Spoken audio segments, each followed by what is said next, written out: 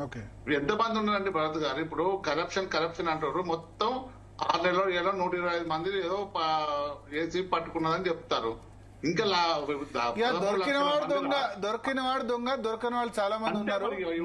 125 మందిలా మొత్తం 13 లక్షల మంది డిపార్ట్మెంట్ లో నేను లాస్ట్ కంట్రా ఇది కూడా తప్పే. సంతృప్తిగా ఇస్తే తీసుకోండి కానీ పీడించకండి, వేధించకండి. కొన్ని డిపార్ట్మెంట్లు రెవెన్యూ కానీ ఇది కాదు. మీరు ఇప్పుడు శ్రీపాల్ రెడ్డి గారు నవ్వుతున్నారు. టీచర్లను కూడా వేధించే ఉద్యోగులు, ప్రభుత్వ ఉద్యోగులు వేధించే ప్రభుత్వ ఉద్యోగులు ఉన్నారు. అది బంద్ చేయండి. రెవెన్యూ అయినా, ఇరిగేషన్ అయినా, ట్రాన్స్పోర్ట్ అయినా, ఎక్సైజ్ అయినా, నేను అందరిని అనట్లేదు, తీసుకునే వాళ్ళు పీడించకండి. ఇది తప్పే. మీరు సంతృప్తిగా ఇస్తే తీసుకోండి.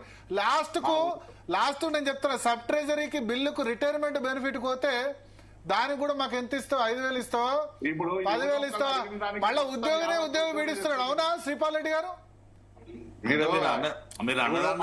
సబ్ ట్రెజరీ ఆఫీస్ లో రిటైర్మెంట్ బెనిఫిట్స్ అని పోతే నీ ఖుషీలో ఏదో ఇవ్వని 5,000 10,000 వాళ్ళ జీతం తీసుకుంటూ సబ్ ట్రెజరీ ఆఫీస్ లో కూడా తీసుకుంటారు. ఇది బంద్ చేయండి. భరత్ గారు, వన్ సైడ్ మాట్లాడకండి. ఎవరో ఒక 1% ఎవరో అడిగినంత మొత్తం యావత్తు లేదా జరగట్లేదా? సబ్ ట్రెజరీ ఆఫీస్ లో ఇట్లా జరగట్లేదా? ఎవరో పొలిటికల్ పార్టీ దానిపోతే అందరు అడుగుతాను అందరు అడుగుతాను అనట్లేదు. బట్ జరుగుతోంది జనరల్ గా. అది చెప్తున్నారు. 1% ఉంటుంది ఎక్కడైనా, అన్నింటి 1% కంటే ఎక్కువ ఉన్న డిపార్ట్మెంట్ చెప్తున్నా. 1% కంటే ఎక్కువ ఉన్న డిపార్ట్మెంట్ చెప్తున్నా. శ్రీపాల్ రెడ్డి గారు వాస్తవం కాదా సబ్ ట్రెజరీలో? మీరు అన్నట్టు వాస్తవమే. ఎందుకంటే ఈ కుబేర్ రాకముందు వాస్తవంగా మీరు అన్న విషయం సబ్ ట్రెజరీలో కావచ్చు, కొంచెం లేకపోతే ట్రాన్స్పోర్ట్ డిపార్ట్మెంట్ కావచ్చు, కొంత అది ఉండొచ్చు దాంట్లో. ఇప్పుడు ఈ కుబేర్ వచ్చిన తర్వాత ఏంటంటే మేము వ్యవస్థ బాగుపడుతుంది అనుకున్నాం.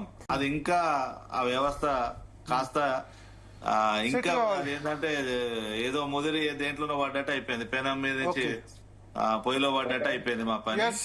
డెఫినెట్ గా 2 విషయాలు మీ దగ్గర నుంచి నేనేం హామీ తీసుకుంటారా అంటే, ఒకటి, ఉద్యోగ సంఘాలు మీరు ముందు పడాలి ఉచితాల విషయంలో. మీకు లాంగ్ టర్మ్ ప్రాబ్లం అయితే గుర్తుపెట్టుకోండి. 2029లో కొత్త ప్రభుత్వం వచ్చినా, అంటే ఈ ప్రభుత్వమే రావచ్చు, లేదా బీఆర్ఎస్ రావచ్చు, బీజేపీ రావచ్చు, ఎవరు వచ్చినా సొల్యూషన్ ఉచితాలంటే అన్ని ఉచితాలు కాదు, పనికిరాని ఉచితాలు.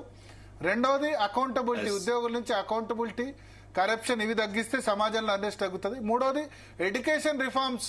ముఖ్యంగా శ్రీపాల్ రెడ్డి గారు తర్వాత ఈ టాపిక్ పెట్టుకుందాం. ఎడ్యుకేషన్ లో రిఫార్మ్స్ రాకపోతే ప్రభుత్వ విద్యా వ్యవస్థను నిలబెట్టుకోవాల్సిన బాధ్యత ప్రభుత్వ టీచర్లది, లెక్చరర్లది, డిగ్రీ కాలేజ్ లెక్చరర్లది. ఇది లేకపోతే ఎందుకంటే ఈ వ్యవస్థనే మాయం చేయాలని చూస్తున్నాయి ప్రభుత్వాలు.